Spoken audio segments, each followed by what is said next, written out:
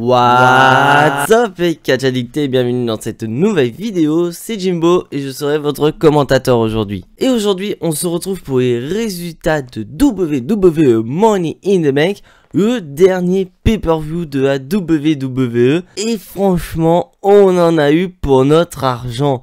Mais sur ce, trêve de blabla, let's go.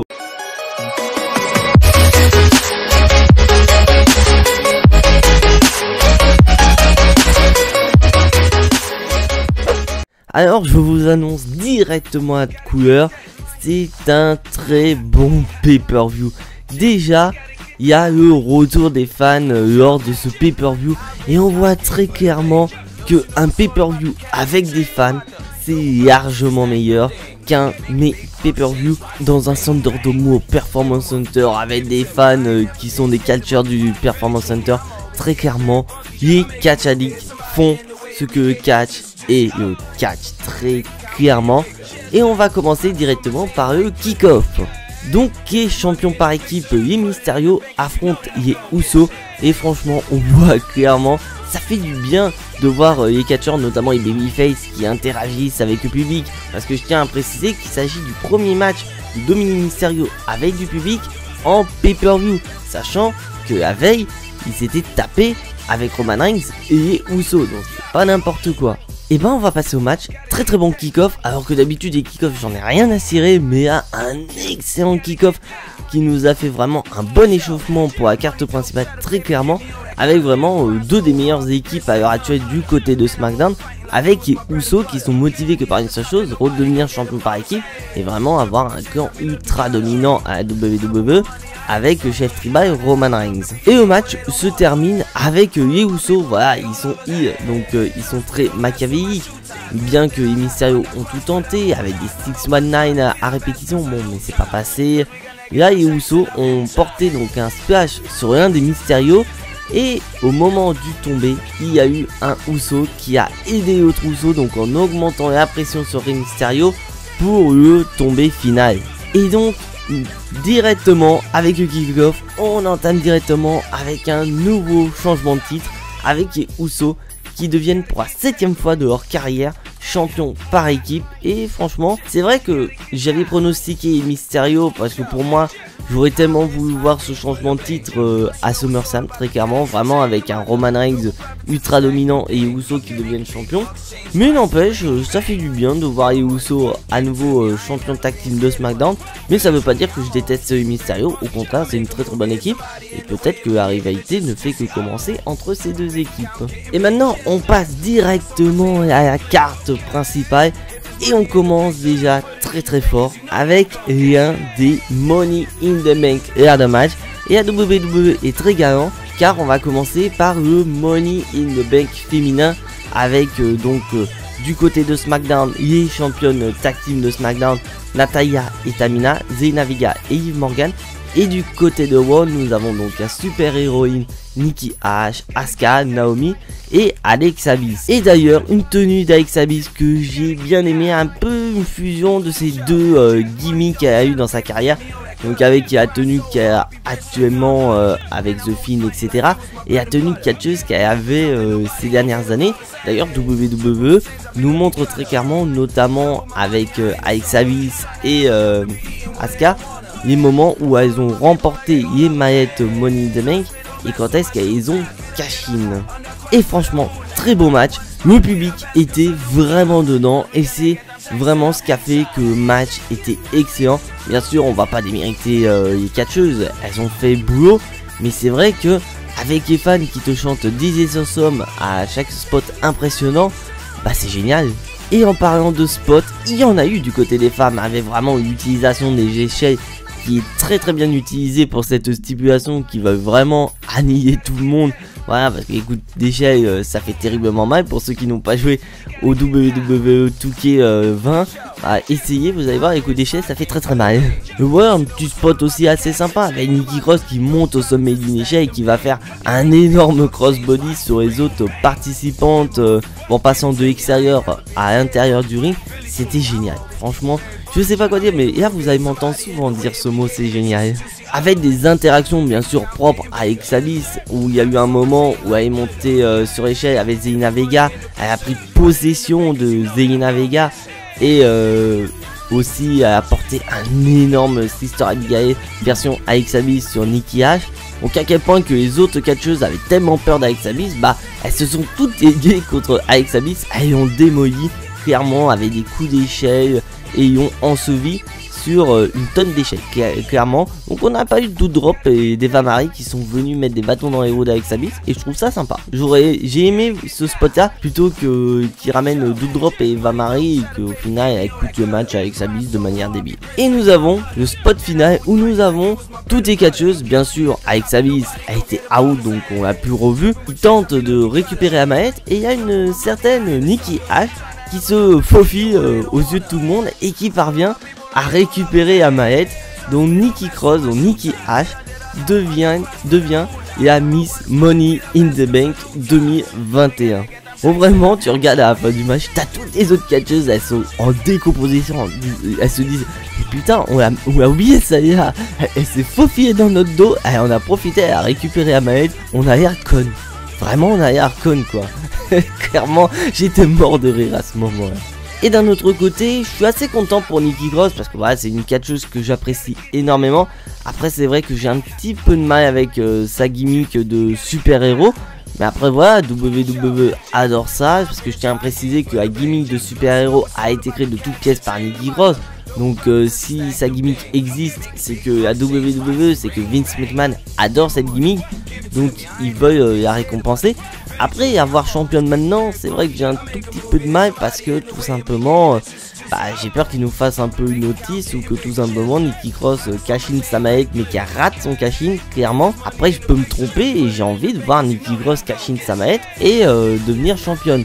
Après, je tiens à préciser, niveau statistique, que depuis 2018, donc après Carmella, donc dès qu'Exabyss a remporté Amaet, les détentrices de Amaet ont fait moins de 24 heures.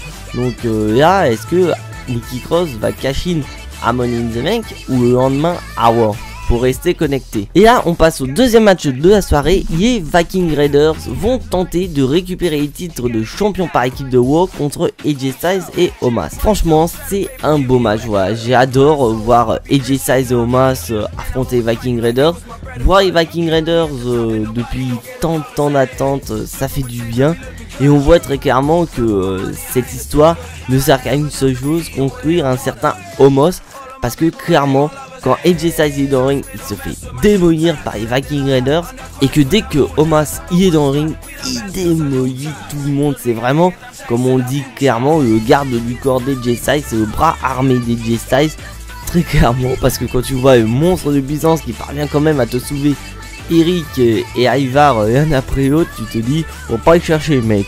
Et nous avons quand même de belles séquences entre les deux équipes, où notamment les Viking Raiders qui parviennent à porter le Viking Experience sur AJ Styles. Donc on pensait que les Viking Raiders allaient récupérer les titres parce que Omos il est à l'extérieur, il n'y a pas le temps de revenir. Mais Omos il y a un soupçon d'intelligence où vraiment les Viking Raiders portent tombée. Et Omos il pousse le Viking Raiders qui était en train de guetter pour casser de tomber clairement. Et ça c'était génial, ça j'ai bien aimé. Et bien sûr Omos il se déchaîne et les champions restent champions. Donc franchement c'est un match que j'ai bien aimé. Et c'est vrai que vous avez remarqué que j'ai pas mis de notes. Franchement je vais pas mettre de notes pour ce premier pay-per-view avec des fans. J'étais vraiment hypé. Déjà ça m'a saoulé de pas pouvoir regarder le show en direct, je vais regarder en différé. Mais franchement j'ai surkiffé. Pay-per-view avec le retour du public au championnat de la WWE entre Bobby Lashley et Kofi Kingston. Déjà on voit clairement un Bobby Lashley qui est bien énervé parce que je tiens à vous rappeler que lors de sa dernière promo avant Money in the Bank donc à Raw, il était pas très content parce que quand même le pauvre il a perdu contre Xavier Woods. Il a remarqué que avec le champagne, avec les femmes, c'est plus vraiment le Bobby Lashley ultra dominant qu'on connaît à la WWE. Donc là il faut que ça change. Et très clairement ça a changé parce que c'était un squash match. Bien que Kofi Kingston ait voulu dominer pendant quelques secondes, dès que Bobby Lashley s'est réveillé, il a démoli Kofi Kingston, le pauvre Kofi Kingston. Il savait plus où donner de la tête, il s'est fait massacrer par le champion de la WWE. Et donc c'est naturel que Bobby Lashley remporte le match et conserve ainsi son titre de champion de la WWE. Donc après je suis peut-être d'accord avec vous que c'est un squash match, c'est un manque de respect pour Kofi Kingston, mais au moins je trouve que c'est un squash match constructif, avec vraiment Bobby Lashley lors de sa dernière promo qui se retrouvait plus, et que là avec ce match il se retrouve, voilà, il devient le tout puissant Bobby Lashley, ultra dominant, qui a eu à Raw, qui cassait des bouches à tout le monde, donc ça fait du bien. Et après on sait que d'après les rumeurs on devrait avoir Goldberg contre Bobby Lashley au SummerSlam, donc faut quand même construire Bobby Lashley très très fort pour la route vers SummerSlam. Et on continue toujours du côté de Raw, mais cette fois-ci du côté féminin, avec la championne Rhea Ripley qui défend son titre contre Charlotte Flair. Je suis d'accord avec vous, encore une fois. Mais la différence c'est que là, il s'agit du premier match avec des fans entre ces deux femmes, très clairement, parce que je tiens à vous rappeler que le premier match entre les deux était à WrestleMania 36 l'année dernière pour le titre NXT, mais le problème c'est qu'il n'y avait pas de fans. Même là, les derniers matchs à Hell in a Cell ou à WrestleMania Backlash, il n'y avait pas de fans. Donc là, ça nous a permis de voir vraiment ce que c'est un match Rhea Ripley Charlotte Flair avec des fans. Et très clairement, je vais vous dire honnêtement, c'est le meilleur match entre Rhea Ripley et Charlotte Flair qu'ils ont eu depuis le début de leur rivalité, etc. Clairement. Puis bien sûr, je tiens à vous rappeler que ce match a un aura très particulier, parce que je tiens à vous rappeler quand même que Becky Lynch est présente à Money in the Bank, elle est dans les coulisses de Money in the Bank. Donc est-ce que Becky Lynch va venir après le match? On sait pas. Et franchement, très très beau match. On a beau critiquer Charlotte Flair, moi le premier, mais il faut quand même admettre que Charlotte Flair, voilà, c'est une des meilleures catcheuses à la WWE. Et je dirais même plus loin qu'il s'agit de l'une des meilleures catcheuses, voire même la meilleure catcheuse de la planète, très clairement. Et là, il y a le tournant du match, parce que je tiens à vous rappeler que lors du précédent épisode de Raw, Charlotte Flair a attaqué la jambe gauche de Rhea Ripley. Donc Charlotte Flair sait très bien que Rhea Ripley a une jambe fragile. Donc qu'est-ce qu'elle va faire? Elle va attaquer cette jambe en utilisant, voilà, son décor à bon escient, et en portant donc sa fameuse prise en 8 pour la soumission finale. Donc Charlotte Flair récupère le titre de Raw. Donc après c'est vrai que tout le monde va dire oui, c'est casse-couille, Charlotte Flair est encore championne. Mais je tiens à préciser que le dernier titre qu'elle a eu dans le roster principal date quand même de 2019. C'était le titre de SmackDown et elle avait perdu contre Bayley. Donc je tiens à préciser, voilà, ça faisait un bon moment. Bon, ça change un petit peu. Après c'est vrai que à l'approche de SummerSlam, Charlotte Flair championne, je suis pas trop fan, parce que voilà, on sait tous que Becky Lynch va revenir pour SummerSlam. Et Becky Lynch contre Charlotte Flair, on en a vu des dizaines de fois. Alors que Rhea Ripley contre Becky Lynch, ça sortait du lot, c'était sympa. Mais après, qui sait, je tiens à rappeler que Nikki Cross a remporté la manette Money in the Bank. Donc là, elle n'a pas cash in à Money in the Bank, mais elle pourrait très bien cash in lors des prochaines semaines au niveau de SummerSlam. Très clairement, on pourrait très bien avoir Nikki Cross qui cash in avant SummerSlam, qui devienne championne. Et on aurait Becky Lynch contre Nikki Cross, ça peut être une affiche intéressante, qui sait. Et maintenant, on passe à l'avant-dernier match, le Money in the Bank, le match masculin, avec du côté de SmackDown, Kevin Owens, King Nakamura, Big E et Seth Rollins, et du côté de Raw, Drew McIntyre, John Morrison, Ricochet et Matt Riddle. Clairement, je ne sais pas quoi dire sur ce match. Très clairement, parce que je sais pas quoi dire, pas dans le sens que j'ai pas aimé le match, au contraire j'ai surkiffé ce match, mais qu'à quel point surkiffé que voilà, je suis enthousiaste, je sais pas quoi dire sur ce match tellement il est excellent. Et je dirais même que c'est un des plus beaux matchs Money in the Bank de l'histoire, je le dis honnêtement, je reconnais, c'est un excellent match. Après je suis entièrement d'accord qu'il y a énormément de spots dans ce match. Mais personnellement je m'en fous, fallait s'y attendre. T'as Kevin Owens, t'as John Morrison, t'as Ricochet, t'as Matt Riddle, t'as Seth Rollins, donc des mecs qui avec des échelles, bah, ils vont surkiffer. Et on a eu des spots impressionnants où Ricochet il est tombé d'échelle par Matt Riddle et il se sert des cordes pour faire un SummerSlam PHA. Ça rappelle vraiment Kofi Kingston qui avait fait il y a quelques années. Il avait pas fait un SummerSlam PHA, mais il avait utilisé les cordes comme rebond. Là tu te dis bordel, c'est génial. Bien sûr il y a aussi d'autres catcheurs qui vont te faire des spots assez intéressants, notamment Drew McIntyre qui va faire son saut d'ange, le saut de l'écossais à l'extérieur. Il va atterrir sur tout le monde. Mais bien sûr, en parlant de Drew McIntyre, et bah il s'est passé ce que j'avais prédit. Il y a un certain Jinder Mahal qui va ramener ses fesses avec ses acolytes et qui va priver Drew McIntyre de la maillette Money in the Bank, parce que je tiens à rappeler que c'est la dernière chance pour Drew McIntyre, parce que Drew McIntyre n'a pas le droit à un match de championnat tant que Bobby Lashley est champion de la WWE. Donc pour lui, à Money in the Bank, c'était vraiment la dernière opportunité, et malheureusement Jinder Mahal lui a volé cette dernière opportunité. Mais après ça, on continue avec des petits spots assez rigolos, notamment John Morrison qui fait une attaque pistolet à eau sur King Nakamura pour lui empêcher de récupérer la mallette. Et à séquence finale, oh là là, on a Kevin Owens qui se prend un énorme powerbomb de Seth Rollins à l'extérieur. Il atterrit sur une échelle. Donc ça se joue entre Seth Rollins et Biggie. Et Biggie qui porte un énorme big ending du sommet de l'échelle sur Seth Rollins dans le but de l'éliminer. Et Biggie, il a le temps, il va récupérer la mallette Money in the Bank. Et donc gagnant de ce match est Mr Money in the Bank, Biggie. Et franchement, j'avais pronostiqué Biggie, ça se joue entre Biggie et Seth Rollins. Et franchement, je suis assez content pour Biggie, ça fait du bien, il en fait un push depuis pas mal de semaines. Et avec la mallette, ça peut concrétiser son push. Donc après, je tiens à préciser que Biggie, très clairement pour moi, il n'ira pas cash-in contre Roman Reigns. Parce que d'après les rumeurs, d'après beaucoup de sites américains, bah, la WWE va organiser un draft après SummerSlam. Et Biggie pourrait très bien être transféré à Raw. Et on pourrait très bien avoir Biggie qui cash-in sur Bobby Lashley. Franchement, je kifferais. Je préfère mieux voir un Biggie qui cash-in contre Bobby Lashley plutôt que contre Roman Reigns, très clairement. Je le dis honnêtement, donc dites-moi dans les commentaires contre qui voulez-vous voir Biggie cash-in sa mallette. Est-ce que vous voulez voir cash-in contre Roman Reigns ou contre Bobby Lashley? Et maintenant, il est l'heure, main event, le match de champion universel entre Roman Reigns et Edge. Et une entrée de Edge, mais franchement toujours aussi génial. On voit clairement que les fans, ils sont à fond derrière Edge.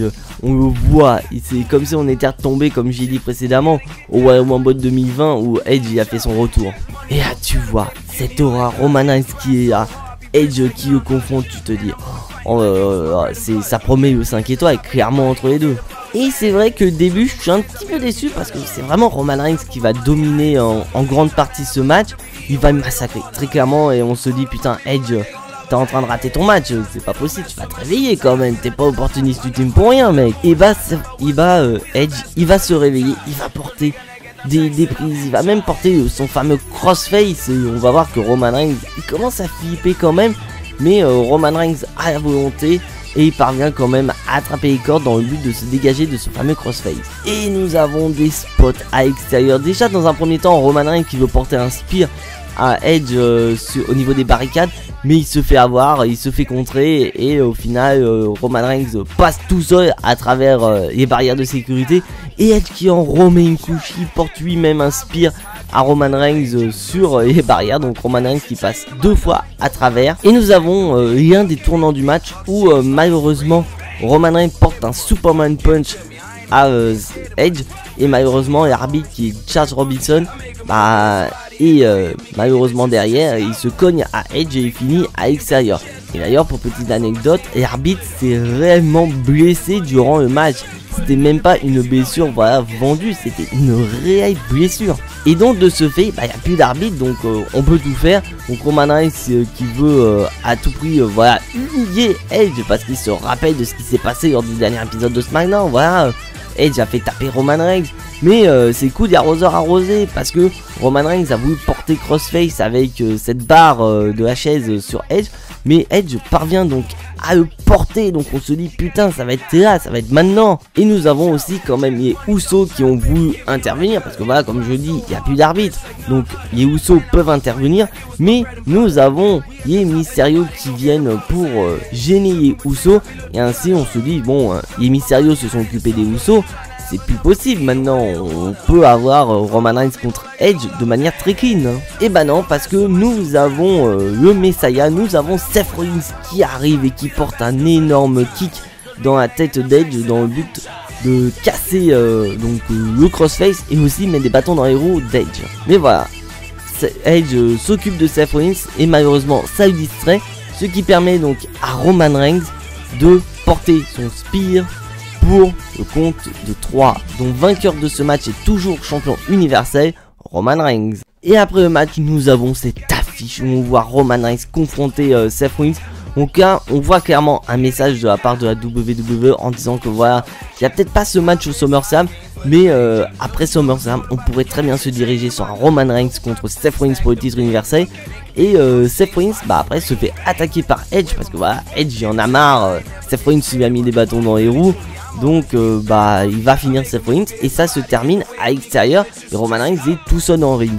Et bien sûr, je tiens à vous rappeler que c'est le retour des fans. Donc Roman Reigns en tant que heel peut très bien interagir avec le public. Donc il va prendre le micro et il va dire aux fans: regardez, vous avez vu, maintenant vous n'avez pas le choix, vous devez m'accepter, acceptez-moi en tant que chef tribal, acceptez-moi en tant que tête de la table. Et là, on a eu une énorme surprise.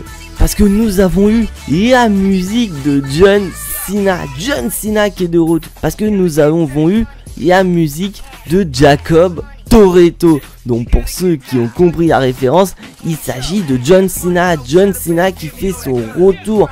C'était une énorme surprise de la part de la WWE. Franchement, déjà Roman Reigns, il en voyait pas ses yeux, mais qu'en plus ses fans ils ont hurlé, alors que d'habitude John Cena il est hué dans les salles où est-ce qu'il va, mais là il était applaudi, tout le monde n'attendait pas. Et là tu te dis bordel, oh là là, John Cena qui arrive et qui confronte Roman Reigns. Il va pas dire un mot à Roman Reigns, il lui fait juste un petit you can see me. Et là tu te dis oh, c'est bon, on va partir sur Roman Reigns contre John Cena au SummerSlam. Mais franchement, moi je suis pas contre. Et on le voit, le show se termine. Mais sur les réseaux sociaux, nous avons eu une petite séquence où John Cena, il a le micro, il va dire clairement que ça fait du bien d'être de retour, mais qu'il n'est pas là que pour une seule nuit, il est là pour plusieurs nuits, et que cette nuit-là, c'est la première. Donc John Cena envoie clairement un message en disant que voilà, c'est la route pour SummerSlam, il est présent, il sera là constamment durant cette route vers SummerSlam. Et franchement, je ne suis pas contre cette idée de John Cena contre Roman Reigns pour le titre de champion universel. Et d'un autre côté, nous avons un Edge qui va être revanchard contre Seth Rollins très clairement, parce qu'il va vouloir lui casser la gueule, parce qu'il lui a coûté match très clairement. Il était sur le point de faire taper Roman Reigns et là Seth Rollins qui intervient, qui lui gâche le match très clairement. Donc on va se diriger sur un Seth Rollins contre Edge. J'ai rien que là, on a deux matchs très prometteurs pour SummerSlam. Donc bilan de ce Money in the Bank, c'est un très bon pay-per-view. Après je suis d'accord, il y a eu des décisions un peu étranges, comme notamment la victoire de Nikki Cross dans le Money in the Bank Ladder match. Moi je voyais peut-être pourquoi pas Liv Morgan ou encore Alexa Bliss. La victoire de Charlotte Flair, moi je voulais trop que Rhea Ripley vienne. On n'a pas eu de Becky Lynch, on n'a pas eu de Brock Lesnar. Ok, je suis peut-être d'accord, mais on a eu quand même des excellents matchs dans l'ensemble. Et on voit très clairement que un pay-per-view sans fans et un pay-per-view avec fans, c'est pas du tout la même chose. Et là on a eu vraiment de l'authenticité. Il y avait vraiment les fans qui gueulaient à l'entrée de certains catcheurs, les fans qui te criaient "This is awesome". C'était vraiment de l'authenticité. C'était pas comme au Thunderdome où c'était des voix fake. Ça retire authenticité. Et là on a vraiment retrouvé l'authenticité du catch. Et c'est vraiment génial. Putain, je le dis honnêtement, ça fait sacrément plaisir, putain de merde, de voir le retour des fans. Parce que là vraiment, je pense que sans les fans, le catch en général, parce que je dis pas que la WWE, le catch en général a perdu une partie de lui-même, une partie de son âme. Et que là, avec le retour des fans, la WWE, le monde du catch, a récupéré son morceau d'âme qui manquait pour vraiment être complet. Et franchement, s'il y a Money in the Bank qui est un excellent pay-per-view, j'espère sincèrement que WWE, avec SummerSlam, ils vont se surpasser et nous proposer un show 10 étoiles sur 5. Déjà rien qu'à Money in the Bank, si je devais noter, je mettrais un 7 étoiles sur 5. Clairement, très bon pay-per-view avec de très bons matchs. Et franchement, je suis hypé pour la suite des événements. Donc voilà, c'est tout pour ces résultats de Money in the Bank. Si bien sûr tu n'es pas abonné à la chaîne, je t'invite à t'y abonner juste ici, à activer la petite cloche pour être notifié des prochaines vidéos et surtout lâcher un maximum de pouces bleus qui font plaisir à la chaîne. Et on se retrouve très bientôt pour une nouvelle vidéo sur la chaîne. Mais en attendant, soyez tous très fiers d'être des catch addicts. Et n'oubliez pas que le catch c'est la vie, le catch c'est la meilleure chose qui soit.